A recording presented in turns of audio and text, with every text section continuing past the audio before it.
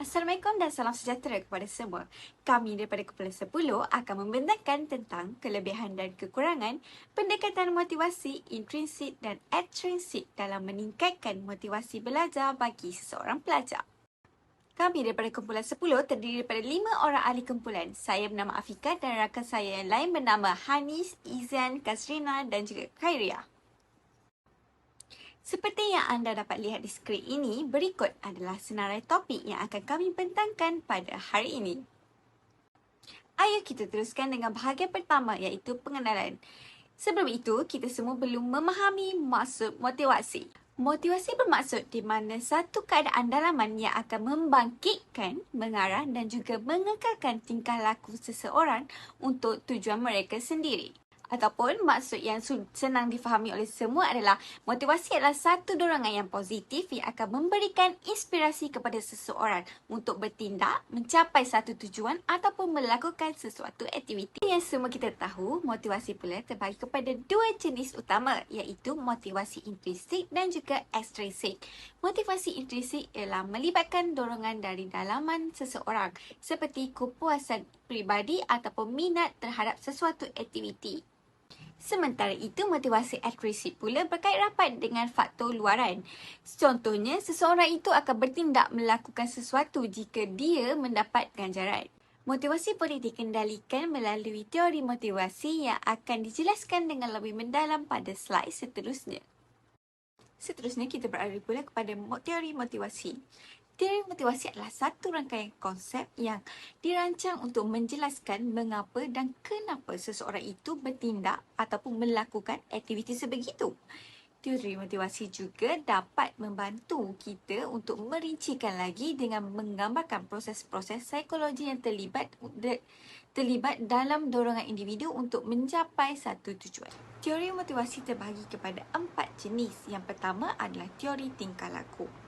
Teori tingkah laku dibentuk melalui konsekuen yang diterima oleh seseorang. Maksudnya tingkah laku yang dibentuk melalui perbuatan yang diterima oleh individu. Di mana dalam kata yang mudah melalui pengalaman ataupun faktor persekitaran mereka sendiri yang mereka alami. Pendekatan ini akan menekankan kepada ganjaran ekstrinsik. Kerana ianya melibatkan rangsangan luar yang akan menunjukkan tingkah laku melalui rangsangan yang menimbulkan tindak balas. Teori seterusnya adalah teori kognitif. Seperti yang kita faham, kognitif berkait rapat dengan proses pemikiran, pemahaman dan pengetahuan. Dalam konteks psikologi, istilah kognitif digunakan untuk menunjukkan kepada sesuatu aktiviti mental termasuk persepsi, ingatan dan juga masalah. Jadi, konsep kognitif ini akan berkait dengan aspek pemikiran dan pemahaman seseorang dalam sesuatu perkara. Manakala teori kognitif ini pula terbahagi kepada 3 jenis iaitu kognitif disonan, teori atribusi dan juga teori jangkaan. Teori kognitif disonan dimaksudkan adalah tekanan yang wujud apabila tingkah laku seseorang itu tidak konsisten dengan cara pemikirannya ataupun dengan kepercayaannya. Dengan bahasa yang mudah adalah percanggahan pemikiran. Unsur motivasi ini adalah unsur motivasi intrinsik kerana dia pengaruhi faktor dalaman. Teori kognitif pula adalah apabila individu cuba untuk mengatribut kejayaan atau kegagalan kepada faktor tertentu sama ada faktor dalaman ataupun luaran. Teori atribusi ini terbagi kepada 2 iaitu intrinsik dan juga ekstrinsik.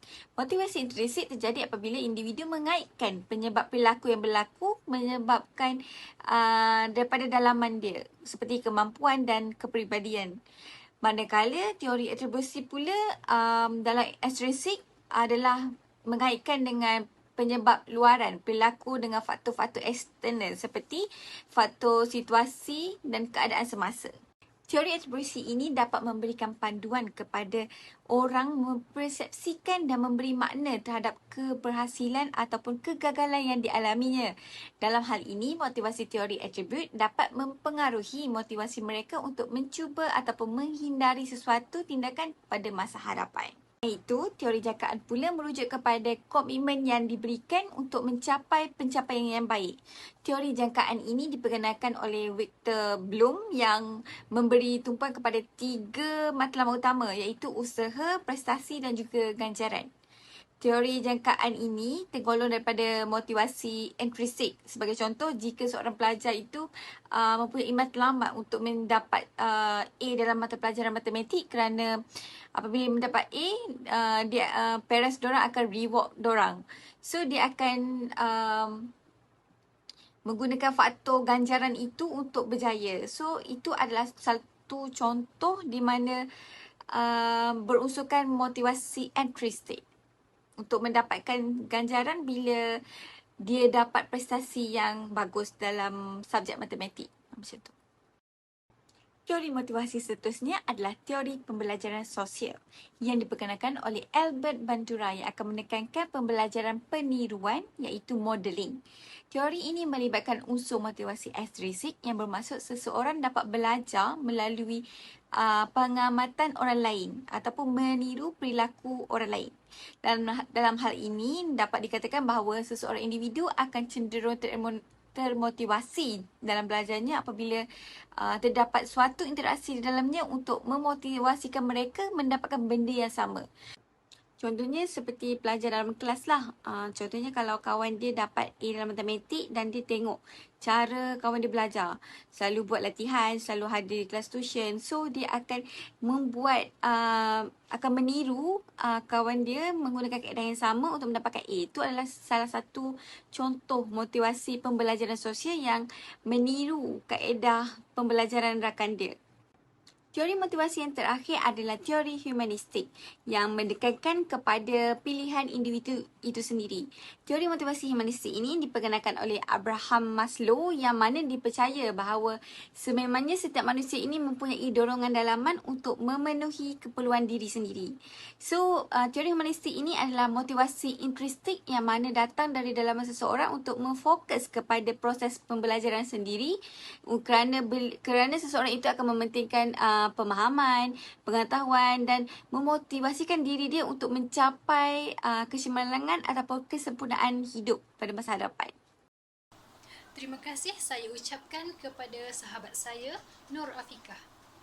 Saya Kazrina Nalia binti Mak Daud akan meneruskan sesi pembentangan tentang kelebihan dan kekurangan pendekatan motivasi intrinsik dalam meningkatkan motivasi para pelajar. Baiklah, di sini ada 4 kelebihannya. Yang pertama, motivasi intrinsik dapat menimbulkan minat yang mendalam terhadap sesuatu perkara. Murid yang memiliki motivasi intrinsik dalam diri mampu untuk bekerja keras tanpa diminta. Sebagai contoh, aktiviti pembelajaran dapat dimulakan oleh murid itu sendiri tanpa disuruh atau diarahkan oleh guru. Baiklah, kita tengok yang kedua pula. Yang kedua dapat menimbulkan rasa ingin tahu yang mendalam terhadap sesuatu perkara. Motivasi ini dapat mewujudkan satu rangsangan atau keinginan yang kuat untuk belajar sehingga meningkatkan disiplin diri dalam diri murid-murid. Sebagai contoh, murid yang bermotivasi tinggi akan lebih berkemampuan memahami kemahiran yang guru terangkan semasa pembelajaran dan pengajaran di dalam kelas. Baiklah, mari kita tengok yang ketiga pula, iaitu dapat meningkatkan prestasi murid dari aspek pencapaian. Murid akan lebih mudah tergerak, tersentuh dan bersemangat untuk melakukan sesuatu yang dapat mencapai hasil atau tujuan tertentu. Sebagai contoh, jika seseorang pelajar menyertai pertandingan sukan olahraga di peringkat sekolah, murid tersebut akan berusaha bersungguh-sungguh untuk merangkul gelaran juara dalam pertandingan itu. Di sini, jelaslah bahawa sesuatu tujuan yang dapat meningkatkan prestasi seseorang merupakan motivasi intrinsik. Manakala, yang terakhir, dapat mengembangkan potensi diri pelajar.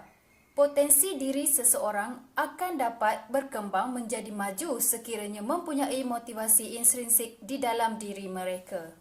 Sebagai contoh, jika seseorang murid lemah dalam mata pelajaran sejarah, murid tersebut akan berusaha bersungguh-sungguh untuk memahami dan menguasai mata pelajaran tersebut. Seterusnya, kekurangan pendekatan motivasi intrinsik dalam meningkatkan motivasi para pelajar. Yang pertama, dari aspek masa, guru memerlukan pendekatan yang berbeza untuk menarik minat murid. Sebagai contoh, penggunaan filem dalam sesi pembelajaran memerlukan masa yang panjang. Oleh itu, ianya tidak sesuai untuk pencapaian jangka pendek. Manakala, yang kedua pula adalah ianya berkait rapat dengan persekitaran seseorang individu itu berada dan latar belakang seseorang atau cara seseorang itu dibesarkan. Sebagai contoh, kaedah dan teknik pengajaran guru memberi kesan kepada murid tertentu sahaja dan tidak mendapat hasil secara menyeluruh kepada murid kerana bergantung terhadap diri sendiri seseorang individu itu. Kekurangan yang ketiga pula ialah ianya bergantung dan didorong oleh keinginan atau kerelaan seseorang sahaja untuk melakukan sesuatu perkara. Sebagai contoh, murid lebih cenderung untuk memberi fokus pada satu perkara sahaja dalam satu masa dan mengabaikan subjek atau tugasan lain yang kurang diminati. Mari kita lihat yang terakhir, iaitu perasaan dan emosi mudah berubah-ubah. Motivasi seseorang mungkin mudah luntur apabila didorong oleh perasaan negatif kerana seseorang murid hanya memerlukan emosi yang positif untuk meningkatkan motivasi dalam akademik pelajar. Sekian daripada saya. Slide seterusnya akan dibentangkan oleh sahabat saya. Terima kasih Kazrina. Saya Nur Izzah binti Muhammad Arifin akan sambung pembentangan bagi kelebihan dan kekurangan motivasi ekstrinsik. Kelebihan motivasi ekstrinsik ialah dapat membantu meningkatkan tahap produktif pelajar, di mana pelajar yang bermotivasi ini berkemampuan lebih untuk memahami apa yang guru terangkan semasa pembelajaran. Selain itu, ia dapat mewujudkan keinginan yang kuat sehingga dapat membentuk disiplin kendiri dan ia dapat kekal ke arah tujuan yang telah ditetapkan oleh mereka sendiri. Sebagai contoh, pelajar menginginkan hadiah yang ditawarkan oleh gurunya tetapi perlu lulus dalam penilaian yang akan datang. Secara tidak langsung, pelajar tersebut akan belajar bersungguh dan lebih fokus untuk mendapatkan hadiah tersebut. Kelebihan seterusnya ialah dapat membangkit dorongan pelajar untuk belajar. Dengan ganjaran hadiah yang ditawarkan oleh guru, mereka menarik minat mereka untuk lebih fokus belajar dan meraih ganjaran tersebut. Pelajar akan mendapat kemasyhuran dari rakan dan keyakinan untuk belajar dan berkongsi ilmu lebih meningkat. Dengan motivasi ini, ia dapat meningkatkan pencapaian pelajar dalam bidang akademik. Kelebihan seterusnya ialah dapat menjadi batu lonjakan kepada pelajar lain untuk memperolehi kejayaan. Dengan adanya motivasi ini, guru tidak lagi perlu bekerja keras untuk pelajar belajar dengan lebih baik kerana motivasi ini dapat mempengaruhi emosi pelajar itu sendiri. Hal ini kerana dorongan dalam diri mereka untuk melakukan aktiviti untuk meraih kejayaan seperti orang yang dipengaruhinya. Untuk kekurangan motivasi intrinsik pula, yang pertama, keberkesanan bertahan dalam jangka masa yang pendek. Tidak dinafikan ia sememangnya hanya berkesan pada masa jangka yang pendek sahaja kerana segala yang dilakukan mempunyai tujuan yang tersendiri. Andai kata ganjaran yang ditawarkan tidak menarik, ia akan berhenti di situ sahaja. Sebagai contoh, pada minggu ini pelajar kurang bersemangat untuk belajar dan menyertai kuis di dalam kelas berbanding pada minggu lepas. Hal ini berlaku kerana hadiah yang ditawarkan oleh guru tidak menarik pelajar untuk menyertai kuis tersebut. Kekurangan yang seterusnya ialah melakukan kerana ganjaran yang ditawarkan. Sesuatu yang dilakukan kerana untuk mendapat ganjaran seperti hadiah, pujian dan lain. Sebagai contoh, guru-guru di sekolah katakan, pelajar akan mengulangi pelajaran apabila peperiksaan akan tiba bagi mereka lulus dan mendapat pujian daripada ibu bapa dan guru. Walhal semasa pembelajaran, pelajar tidak fokus membuat latihan yang diberikan.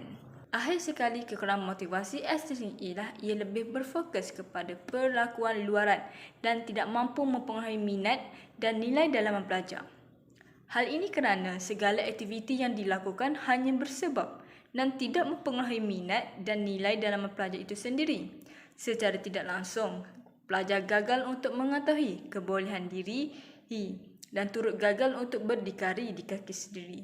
Kerana selama ini ia hanya bergantung dengan pujian dan ganjaran yang diberikan. Sekian, itu sahaja daripada saya. Terima kasih.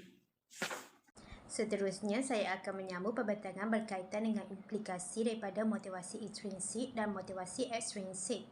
Implikasi dari motivasi intrinsik mempunyai 3 implikasi, iaitu yang pertama, wujud keseronokan dalam belajar, yang mana pelajar yang mempunyai motivasi dalaman dari diri mereka, iaitu minat untuk belajar, akan menjadikan mereka seronok melakukan aktiviti atau tugasan yang diberikan oleh guru.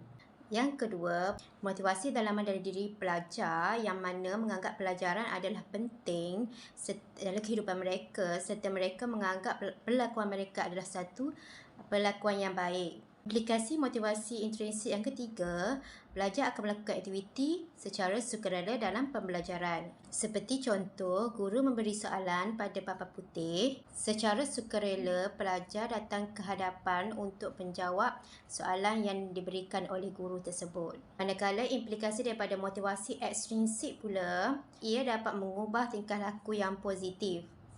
Contoh, pelajar yang malas atau tidak mahu membuat tugasan yang guru berikan, apabila guru menawarkan ganjaran seperti hadiah, mendorong mereka untuk belajar dan membuat tugasan sekolah tersebut.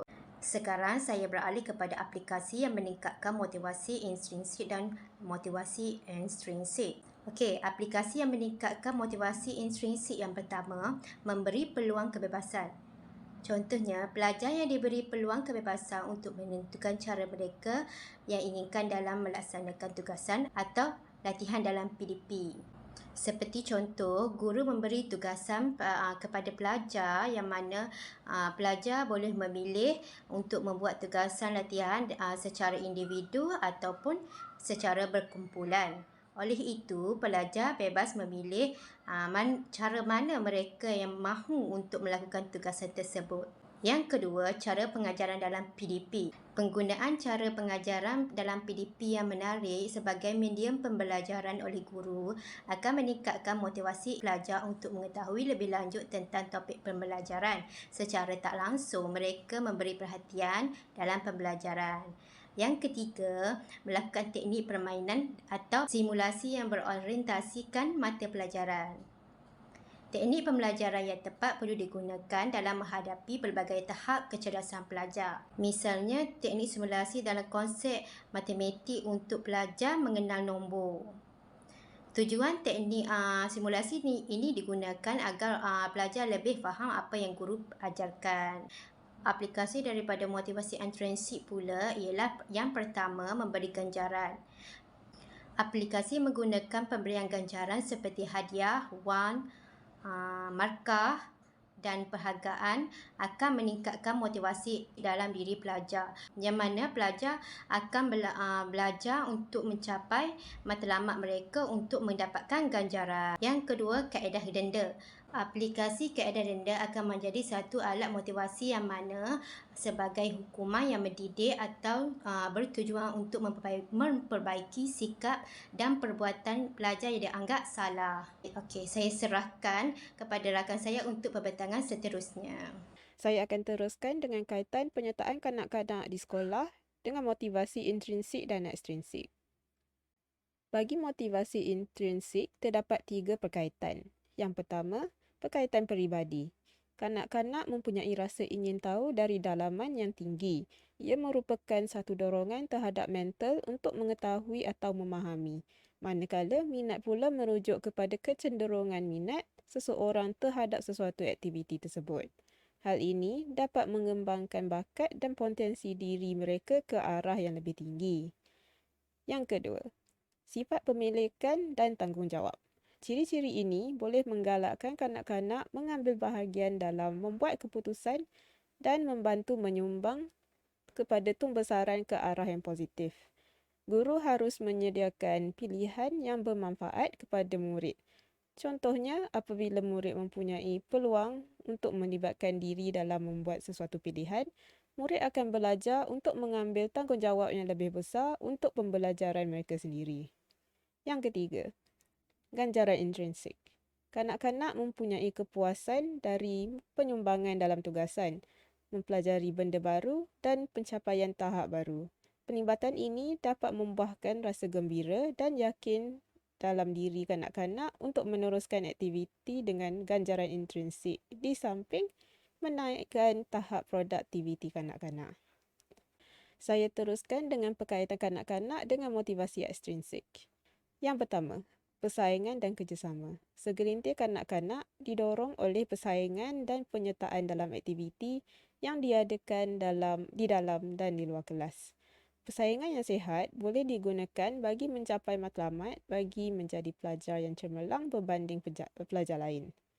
Kerjasama berpasukan meningkatkan motivasi untuk bersama-sama berusaha mencapai matlamat bersama dalam suatu tugasan atau aktiviti. Yang kedua, sokongan sosial.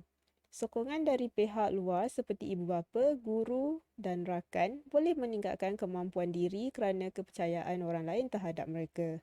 Contohnya, kanak-kanak yang tidak yakin dapat membuat sesuatu kerja. Namun, atas sokongan dan kepercayaan orang lain, ia mampu meningkatkan motivasi ekstrinsik terhadap kanak-kanak. Saya akan teruskan dengan kesimpulan. Motivasi adalah kekuatan dalaman yang mendorong tingkah laku seseorang berdasarkan keperluan, ganjaran dan usaha. Motivasi memainkan peranan yang penting bagi setiap individu. Motivasi intrinsik menggalakkan seseorang melakukan sesuatu aktiviti demi kepuasan diri. Ganjaran motivasi intrinsik adalah tingkah laku tersebut. Manakala motivasi ekstrinsik pula melakukan sesuatu kerana faktor luaran seperti ganjaran bersifat nyata atau tidak nyata. Ganjaran nyata adalah hadiah, ganjaran tidak nyata adalah dari segi psikologi dan status. Terima kasih.